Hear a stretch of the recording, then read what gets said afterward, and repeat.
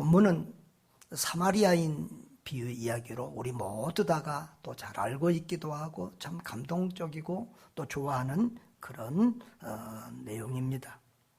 그런데 이것은 실제로 있었던 얘기가 아니라 예수님이 이 현장에서 지어낸 얘기지만, 그러나 뭐 생뚱맞은 엉뚱한 얘기가 아니라 당시의 분위기와 상황에서 능히 있을 수 있는 그런 이야기를 지금 하고 계신 것입니다.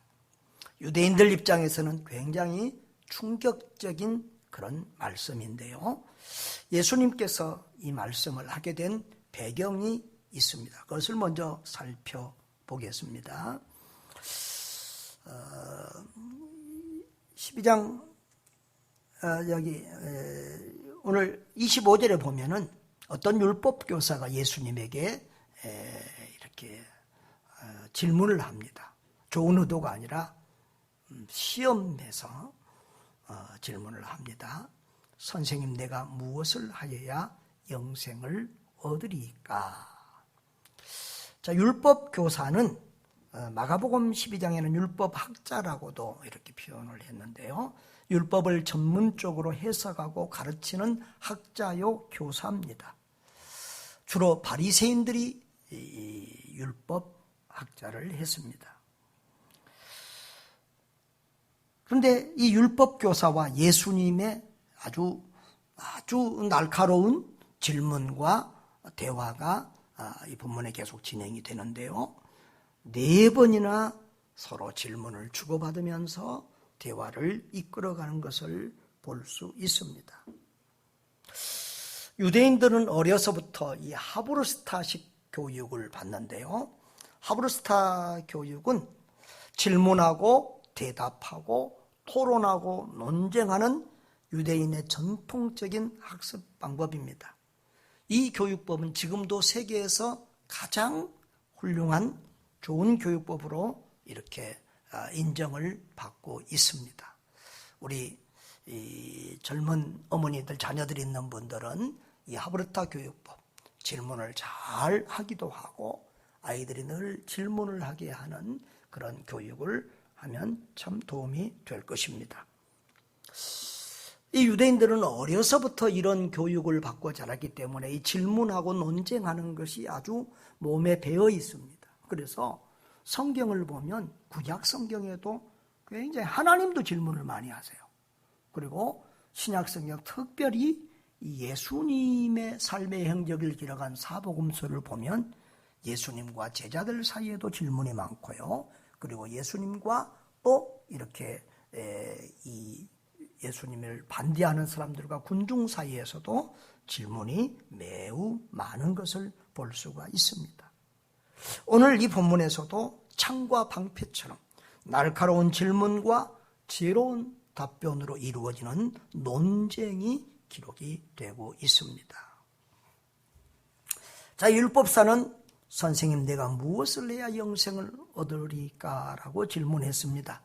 이것은 당시 유대인들이 가지고 있는 중요한 이런 질문이고 이런 토론 내용이었습니다. 그런데 이 유대인들의 토론을 보면 이 질문을 바로 답하지 않고 질문을 또다시 질문으로 되받아치는 경우도 많습니다. 예수님도 이 율법학자의 질문을 답하지 않고 오히려 되받아쳐서 질문을 합니다. 자, 26절에 보면 뭐라고 그러죠? 율법에 무엇이라고 기록되었으며 너는 어떻게 읽느냐 그랬어요.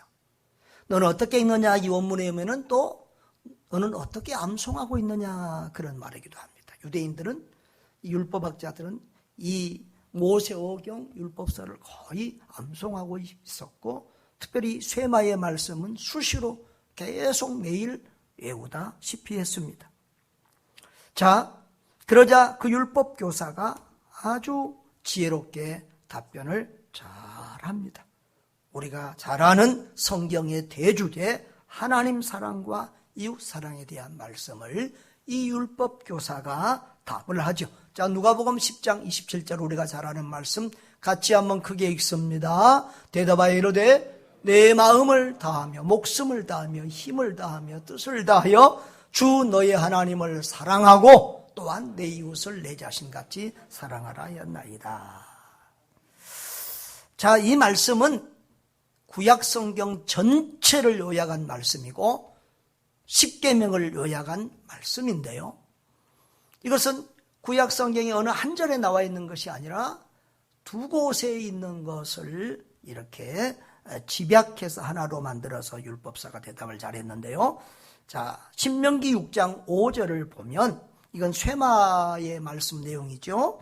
너는 마음을 다하고 뜻을 다하고 힘을 다하여 내 하나님 여호와를 사랑하라. 그랬어요. 이것을 지금 이 율법사는 첫 번째로 얘기하고 있고, 그 다음에 두 번째로 이웃사랑에 관한 얘기는 이 레위기 19장 18절에 있습니다. 같이 읽어보죠. 원수를 갚지 말며 동포를 원망하지 말며 내 이웃 사랑하기를 내 자신과 같이 사랑하라. 나는 여호와이니라. 아멘. 이렇게 이웃사랑에 대한 말씀은 여기에 이렇게 있습니다. 이 두 곳을 잘 요약해서 하나님 사랑, 이웃사랑이라고 하는 이런 성경의 핵심을 잘 요약해서 대답을 했습니다. 자, 그러자 예수님께서 뭐라고 말하죠? 28절에 내 대답이 옳도다. 여기까지는 칭찬 같아요. 그런데 그 다음에 문제입니다. 이를 행하라 그러면 살리라 라고 하는 참 이 율법사에게 큰 양심의 찔림이 되는 말씀까지 주십니다.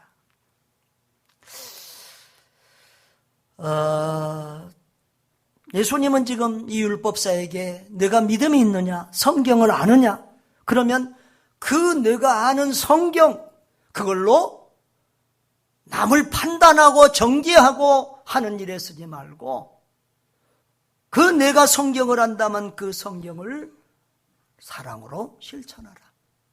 믿음을 사랑으로 실천하라고 주님이 지금 강조하고 있는 것입니다. 우리는 믿음과 행함, 하나님 사랑과 이웃 사랑을 대쪽같이 두부 자르듯 쉽게 구별할 때가 있습니다. 그러나 그럴 문제가 아닙니다. 사실은 사도 바울이 성도들에게 구원 문제와 행함 문제를 잘 쉽게 설명하기 위해서 믿음으로 구원받고, 갈라디아서와 로마서를 중심으로 믿음으로 구원받고 행함으로 복을 받는다, 상을 받는다, 이런 식의 좀 쉬운 구분을 두었습니다. 그래서 우리는 보통 이제 장로교 안에서 오랫동안 신앙생활을 하면 이렇게 믿음으로 구원받고 행함으로 복을 받는다, 이렇게 우리가 인식을 하고 있습니다.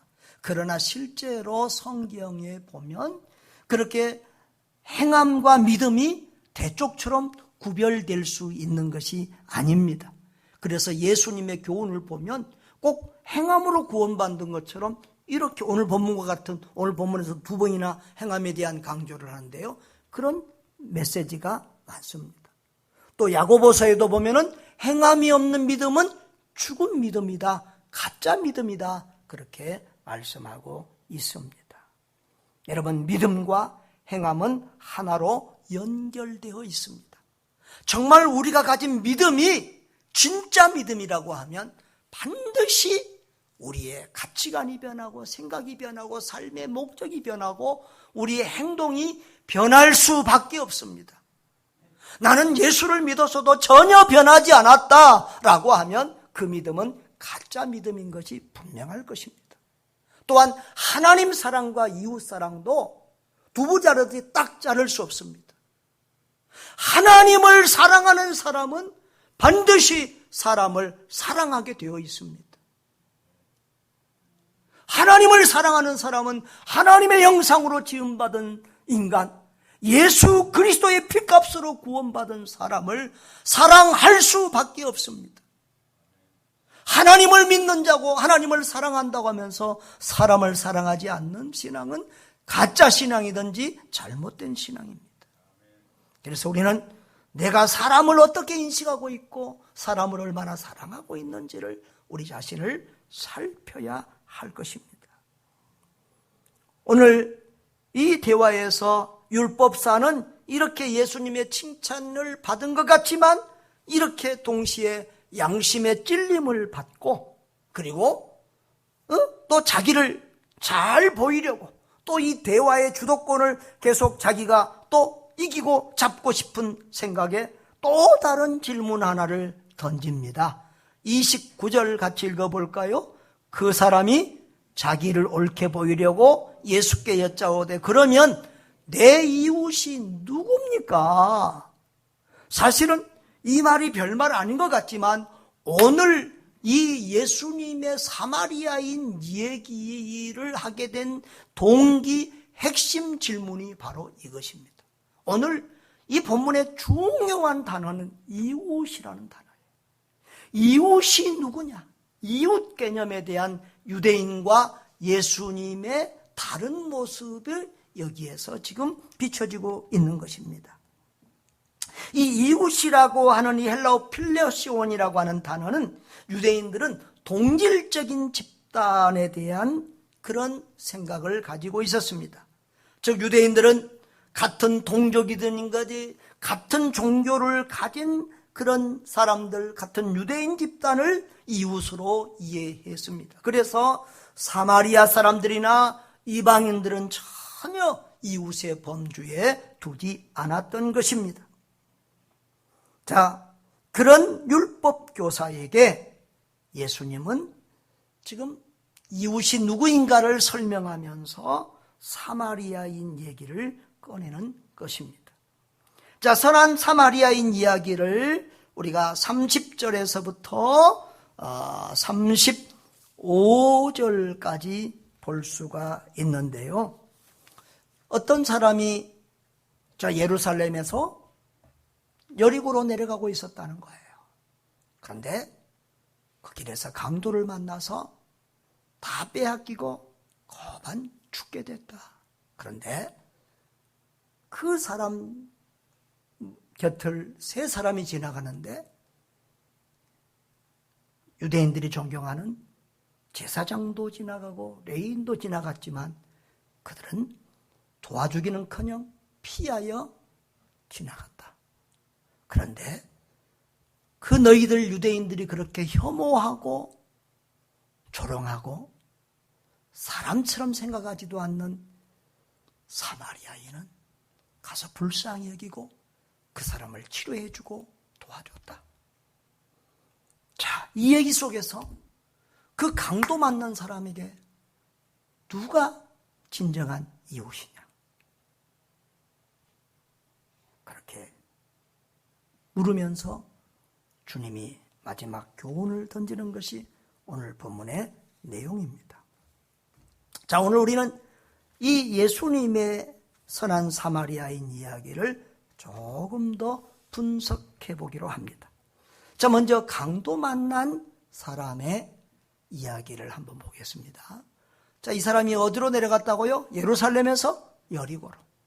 예루살렘은 한 760m의 고지대에 있습니다.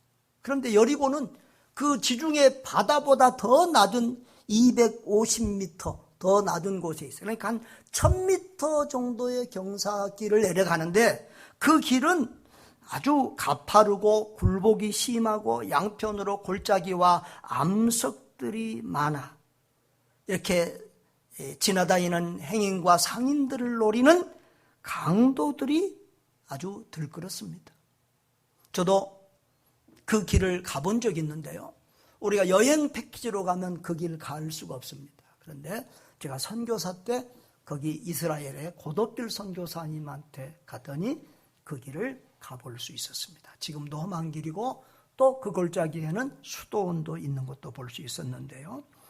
자, 그 위험한 길을 왜 이 사람이 갔는지 우리는 알 수 없습니다. 제롬에 의하면 그 길은 4세기 말까지도 강도들이 자주 출몰했다고 합니다. 자, 그런데 여기서 이 강도 만난 사람의 문제는 무엇입니까? 왜 우리가 그분을 비판하자고 하면 왜 그 길이 그렇게 위험한 길인 줄 알면서도 그 길을 갔느냐라는 겁니다. 그래서 어떤 사람들 생각에는 그 강도 만난 사람에게 일정한 책임이 있다. 오히려 왜 그런 길을 갔어?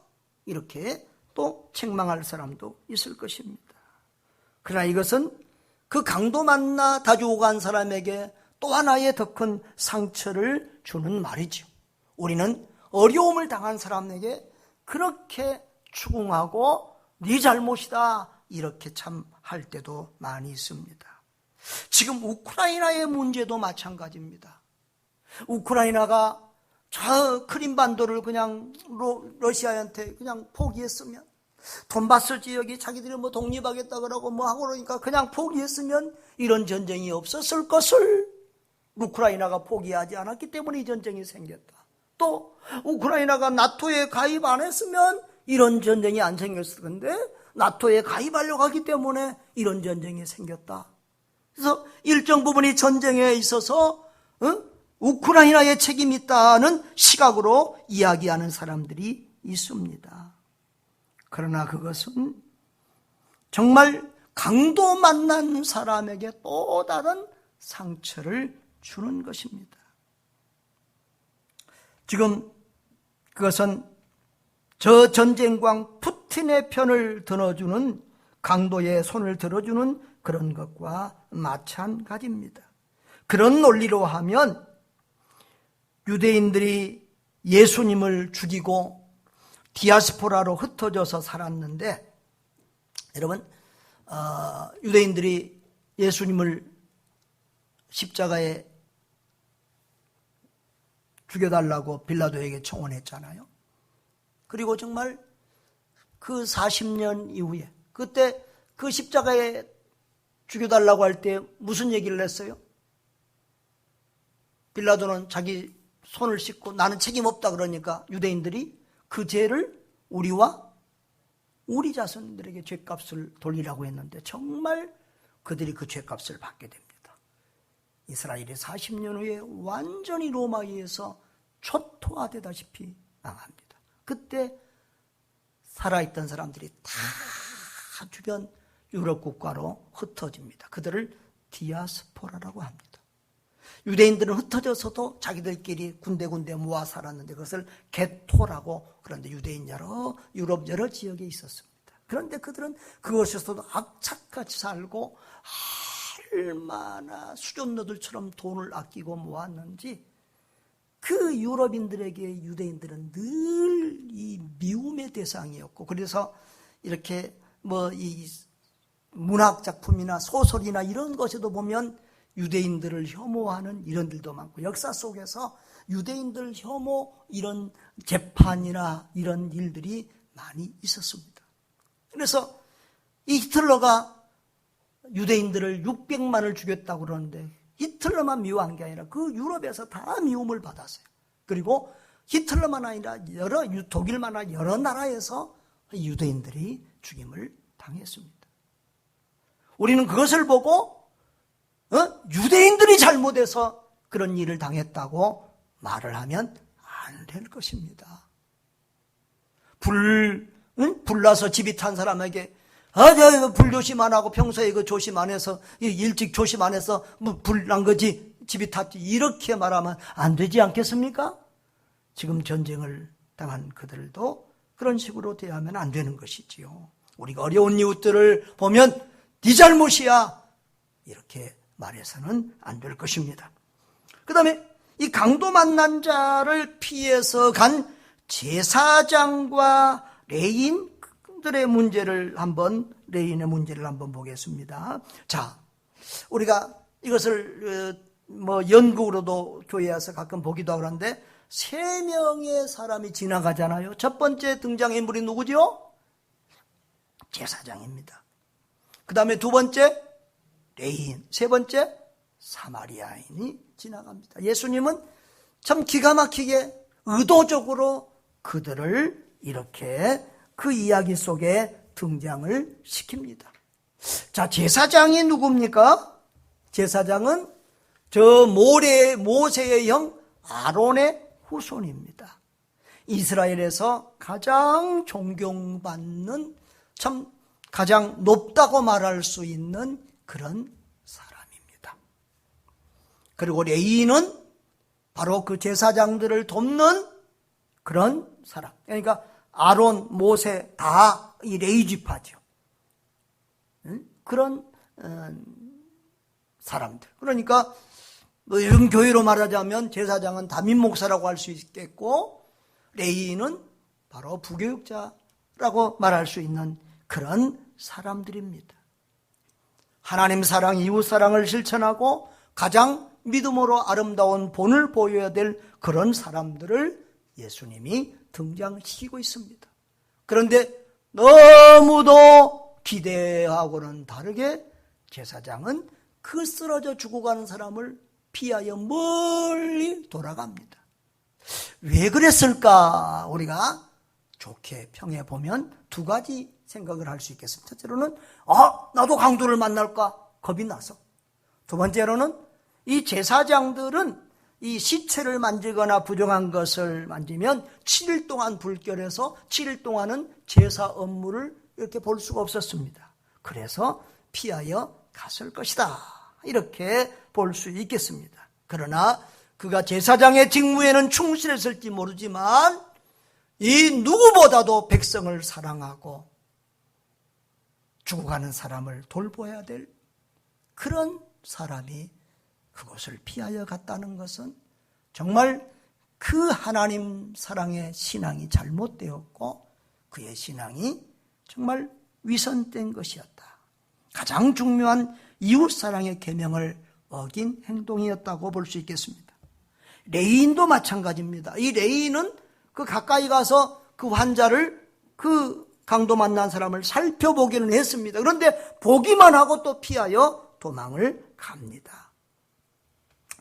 그도 마찬가지죠. 이 제사장이나 레위인은 하나님에 대한 사랑과 경건을 강조했지만 실제로 이웃의 고통과 아픔을 이렇게 모른 척하고 눈 감아버리는 위선자의 거짓된 신앙인의 모습을 보여주고 있습니다. 그리고 이제 세 번째로 사마리아 사람이 지나갑니다.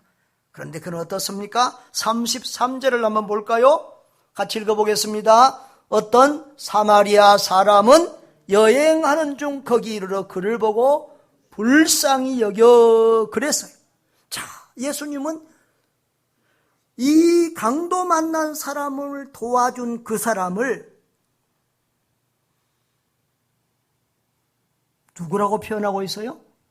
의도적으로 사마리아인이라고 이렇게 표현하고 있습니다. 그러면 사마리아 사람들은 어떤 사람입니까? 이스라엘 역사를 잠깐 한번 살펴보면 이스라엘 땅은 이렇게 위아래로 남과 북이 굉장히 깁니다. 위에는 예수님이 태어나서 자란 갈릴리 지역, 가운데는 사마리아 지역, 아래는 유다 지역입니다. 구약시대, 분열왕국 시대에 이 북부와 중부는 북이스라엘이었고 남쪽 유다 지역만 이 다윗의 후손인 유다였습니다. 자, 그런데 이 북왕국은 BC 722년에 아수르라는 나라에 망합니다. 그때 아수르는 이 북왕국 사람들을 포로로 끌고 갑니다. 특히 이 수도인 사마리아 지역에 많은 사람들을 저 아수르의 어디 변두리로 갖다가 이주시키고, 그리고 이 아수르, 이 대국들은, 러시아도 한 100몇십 민족이 되거든요. 이 대국들은 민족이 많습니다. 그 아수르의 소수 민족들을 끌어다가 이 사마리아 지역에 살게 합니다. 그러니까 세월이 지나니까 어떻게 됐었겠어요? 이 사마리아와 지역의 사람, 유대인들과 이방인들이 피가 섞이게 되었습니다. 그리고 종교적으로도 이렇게 변질이 왔습니다.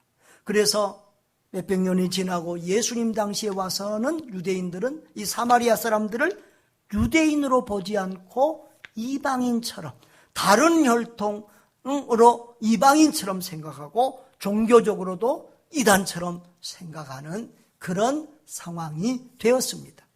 그래서 유대인들은 사마리아인들을 사람처럼 생각하지 않고 짐승처럼 생각하고, 인사도 안 하고 교제도 안 하고 식사도 안 하고, 심지어는 사마리아 땅은 지나가지도 않고 갈릴리에서 빙 돌아다니고 하던 것이 유대인의 모습이었습니다. 예수님은 그런 유대인들 앞에서 지금 정말 강도 만난 유대인을 도와주는 사람은 제사장이 아니고 레인이 아니고 니들이 그렇게 멸시하고 혐오하는 누구다? 사마리아인이다 라고 하는 이야기를 들려주고 있습니다. 그는 그를 불쌍히 여겼다 했습니다. 불쌍히 여겼다 이 말은 창자가 아플 정도로 동정심과 연민을 느꼈다는 거예요. 예수님이 이 이스라엘 군중들을 보고 목자 없는 양같이 불쌍히 여기셨다, 이렇게 병든 자들을 불쌍히 여기셨다, 이런 말씀이 나옵니다. 바로 예수님이 이 어려운 불쌍한 사람들을 보고 가졌던 그 불쌍히 여기는 연민과 긍휼의 마음이 이 사마리아에게도 있었다는 거예요. 그러니까 이 사마리아 사람은 누구 닮은 사람이에요? 예수님 닮은 마음을 가진 사람이에요. 그리고 가까이 가서 기름과 포도주를 상처에 붓고, 이게 지금 싸매는 소독하는 겁니다.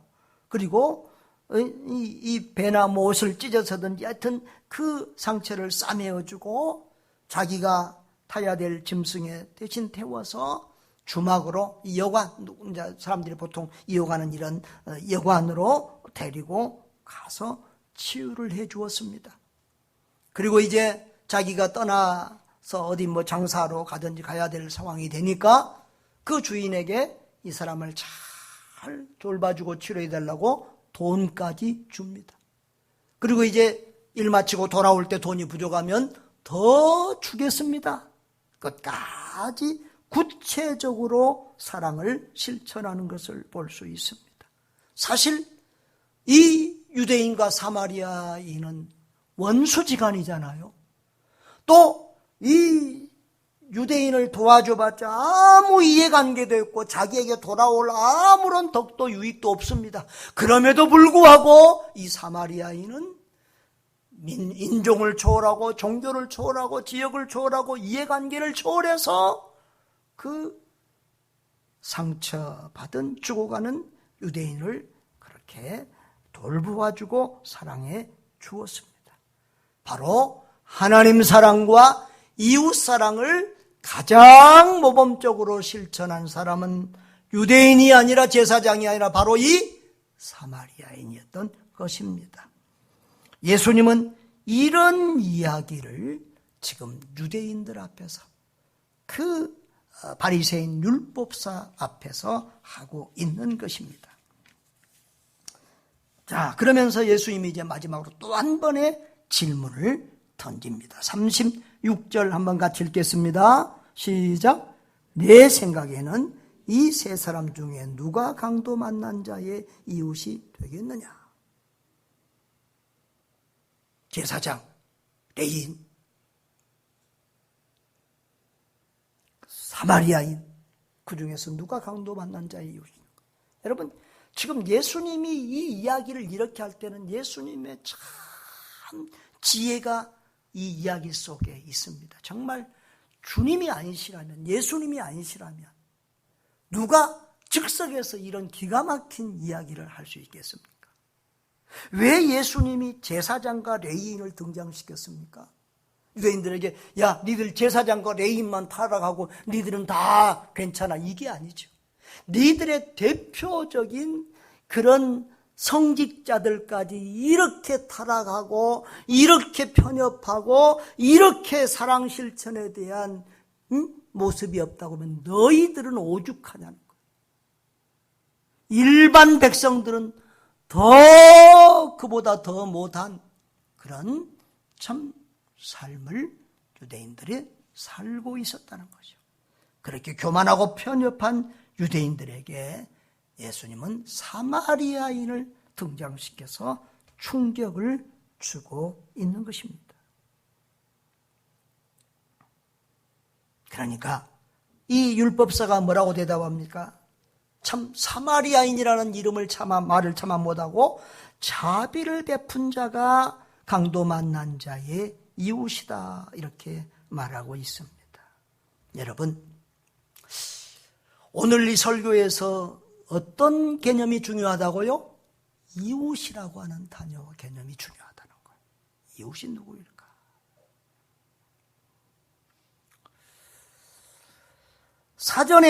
한글 사전에는 이웃은 서로 접하여 가까이 사는 사람이나 집이나 지역을 일컫는 말이라, 이렇게 표현하고 있습니다. 그런데 사실은 이 사마리아인은 유대인들과 이웃이에요. 유대와 사마리아가 붙어 있잖아요. 한 나라잖아요. 한 민족이잖아요. 혈통이 조금 섞였지만, 쉽게 말하면 우리나라도 지금 외국인들 들어서 혼혈이 많잖아요. 그렇지만 우리 다 같이 이렇게 산 우리 이웃이잖아요. 그리고 종교가 좀 했지만은 그래도 여호와 하나님을 믿는다고 하는 그들이잖아요. 제가 이스라엘 갔을 때 그리심산에 가면 지금도 사마리아인들과 그 사마리아 박물관이 있습니다. 그들은 그 모세오경, 그 사마리아인들의 또 모세오경은 좀 달라요. 그리고 지금도 구약식의 이 짐승을 잡아서 제사를 드리면서 아이고 유대인들은 변질되고 자기들이 정통이라고 그렇게 주장하고 있는 모습까지도 보았습니다. 아무튼 그들은 같은 여호와 하나님을 섬긴다고 하면서도 이렇게 이방인 취급하고 상종도 안 했던 것입니다. 유대인들의 개념에는 사마리아인은 이웃이라고 하는 개념이 전혀 없어요. 그런데 예수님은 사마리아인도 너희의 이웃이다, 지금 이렇게 가르치고 있는 것입니다. 여러분, 누가 우리의 이웃일까요? 알고 보면 넓은 개념에서는 나의 모든 사람이 나의 도움을 필요로 하는 모든 사람이 이웃이에요. 그렇죠? 따라합시다. 나 이외에 모든 사람이 나의 이웃입니다. 또 강도 만난 사람 편에서 보면은 지금 제사장이 이웃이 아니라 레인이 이웃이 아니라 누구예요? 어려울 때 나를 도와준 그 사람이 나의 이웃인 거예요. 자, 그런데 알고 보면은 하나님 사랑, 이웃 사랑은 하나님 사랑, 사람 사랑이거든요. 그런데 성경이 왜 하나님 사랑, 이웃 사랑이라고 했을까? 그것에 대해서 묵상해 본 적이 많았습니다. 전에도 제가 얘기한 적이 있습니다만은 이 이웃이라고 하는 것은요, 내가 가장 사랑하는 관계이기도 하지만 가장 미워하는 관계가 될 수도 있어요. 우리 가족이 가장 사랑하지만 또 가족끼리 원수되고 미워하는 경우도, 부부간에 원수처럼 미워하고 형제끼리 원수처럼 미워하고 친척끼리 말도 안 하고 지내고 그런 경우들도 있잖아요. 그렇죠? 친구, 가까운 사람들끼리 원수지고 이웃지고 사는 사람 경우가 참 많아요. 그러니까 알고 보면 이웃 사랑이 가장 어려운 일이라는 거예요. 나라도 이웃 나라끼리 좋게 지내는 경우 별로 없어요. 다 이웃 나라끼리 원수. 지금 러시아하고 우크라이나하고 뭐예요? 이웃 나라, 같이 붙어 있는 나라예요. 같은 민족이에요. 네? 그런데 싸우고 있어요. 또 종교도 같은 종교이고 언어도 사실은 러시아가 우크라이나에서 다 통해요. 지금은 이제 우크라이나가 자꾸 독립하려고 우크라이나를 사용하라고 그러지, 다 우크라이나, 러시아와 같이 이렇게 통용이 되는 나라예요. 이웃 중에 이웃이고 한 가족 같은데 그들은 원수처럼 싸우고 있는 것입니다. 여러분, 멀리 있는 사람, 저 아프리카 사람 사랑하는 것 어렵지 않아요? 멀리 있는 나라 사랑하는 것 어렵지 않아요. 그런데 이웃 사람, 이웃 나라 사랑하는 게 정말 어려워요. 그래서 이웃 사람, 저 이웃 나라 사랑할 수 있는 사람은 모든 사람 사랑할 수 있고 다른 나라도 다 사랑할 수 있게 되는 줄 믿습니다. 그래서 하나님은 이웃 사랑을 강조하고 있습니다. 여러분, 이 사마리아인의 비유는 유대인의 이웃 개념을 뒤흔들고 뒤바꾼 그런 이야기입니다. 이웃에 대한 유대인의 생각이 너무 편협하고 교만하고 잘못되었다는 것입니다. 예수님은 지금 그걸 지적하고 깨뜨리고자 이 이야기를 하신 것입니다. 여러분, 우리에게도 한번 질문해 보자고요. 우리가 사랑해야 될 이웃은 어디까지입니까? 누구까지가 우리가 사랑해야 될 이웃이겠습니까? 이것은 매우 중요한 문제입니다. 실제로 유대인들은 이 잘못된 이웃 개념 때문에 하나님 나라 운동, 선교 운동에 아주 충신 역할도 했지만 암적인 역할도 했어요. 예수님이 유언하실 때 뭐라고 그랬어요? 모든 민족에게 복음을 전해서 모든 민족을 제자 삼으라 했잖아요. 예루살렘, 유대, 사마리아까지 땅끝까지로 증인되라고 했잖아요. 그런데 이 유대인들이 이방인들에게, 다른 민족에게 복음을 전하는데 가장 큰 걸림돌이 되었던 것이 유대인들의 이 지나친 선민의식. 하나님은 우리 민족을 사랑하시고 우리만 구원받고 우리만 하나님의 축복 가운데 있다고 하는, 이방인들을 참 무시하고 멸시하고 짐승처럼 여기는 그런 이 편협함과 교만이 이 하나님 나라 운동, 선교 운동의 가장 큰 걸림돌이 되었던 것입니다. 그래서 이 누가복음과 사도행전은 다 누가에 의해서 기록된 한 책과 마찬가지인데요. 이 누가복음과 사도행전을 보면 이방인에게 복음을 전해서 이방인을 선교하는 것이 얼마나 어려운 일이고, 유대인들이 그 벽을 뛰어넘기 위해서는 얼마나 많은 우여곡절과 사건들이 있었던 것을 우리가 이 사도행전에서 특히 잘 볼 수가 있습니다.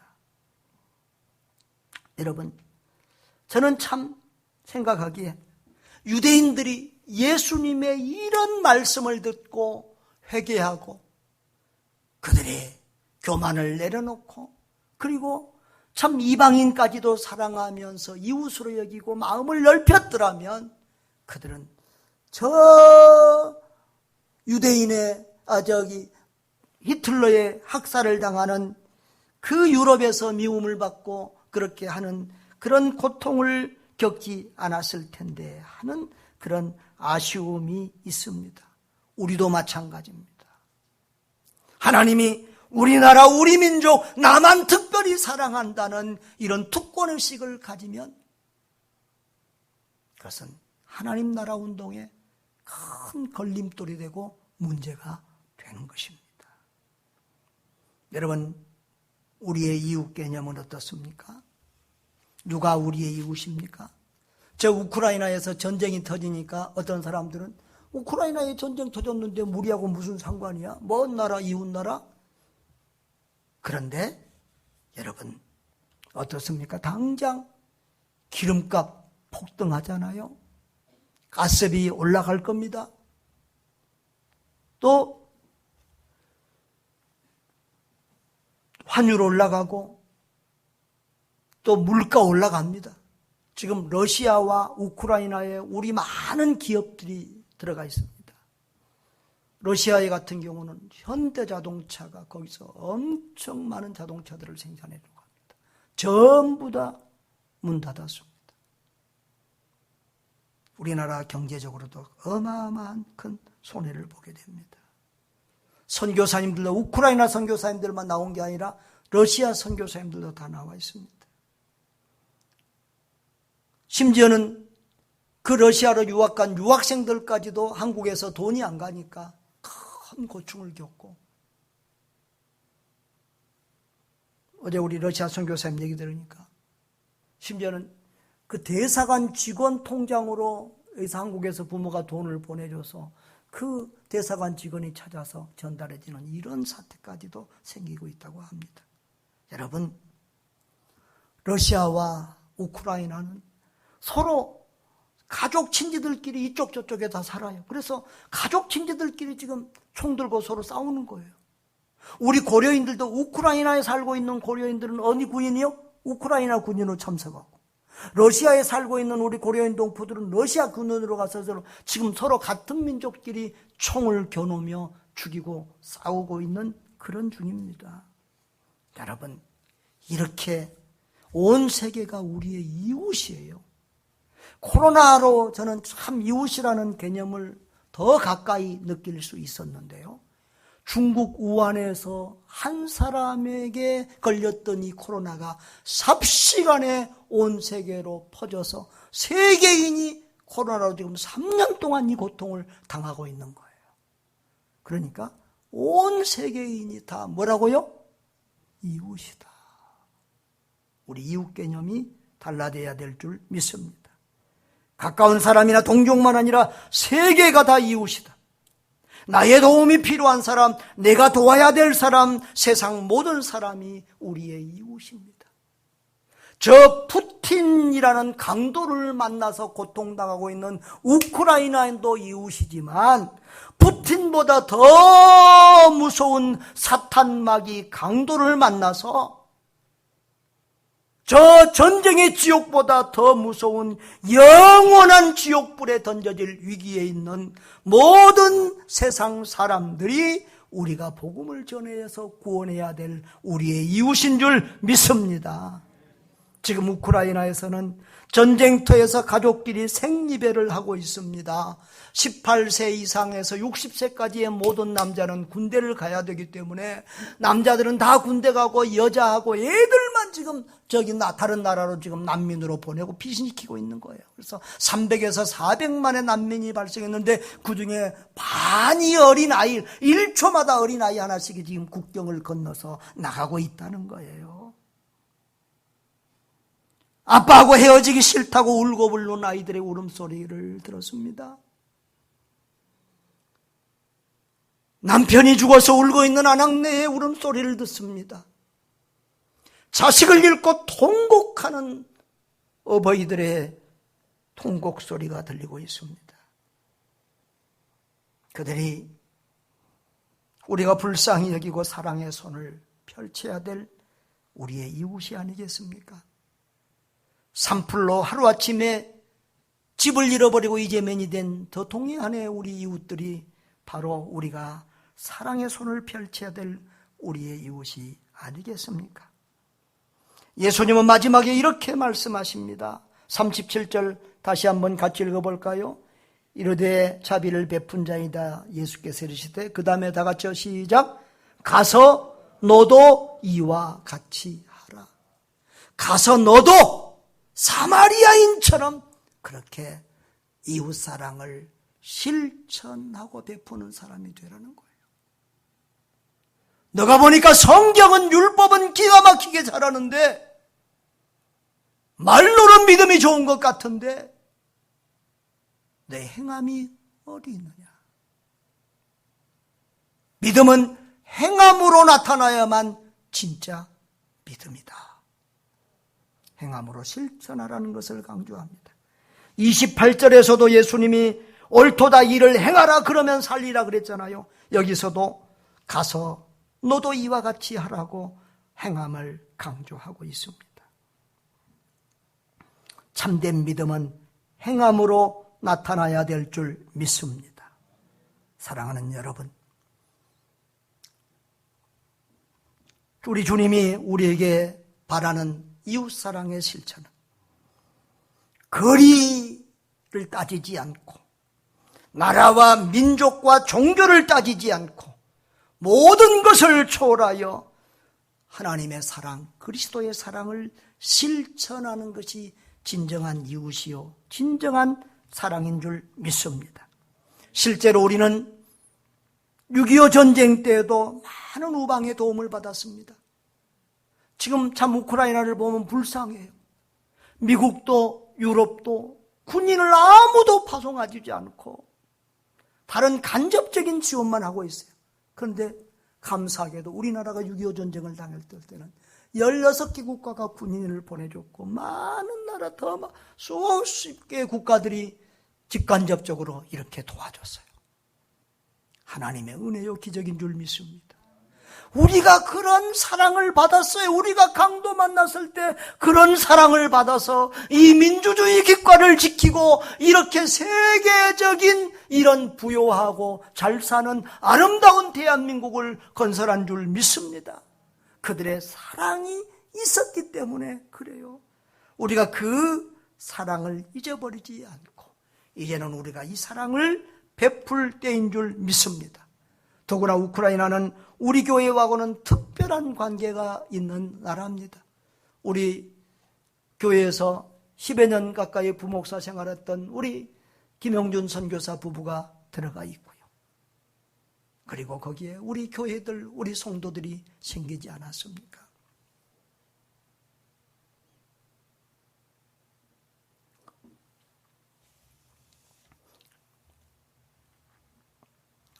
우리가 그들을 생각하면서 눈물로 기도하고 또 우리의 사랑을 펼쳐야 될 줄 믿습니다.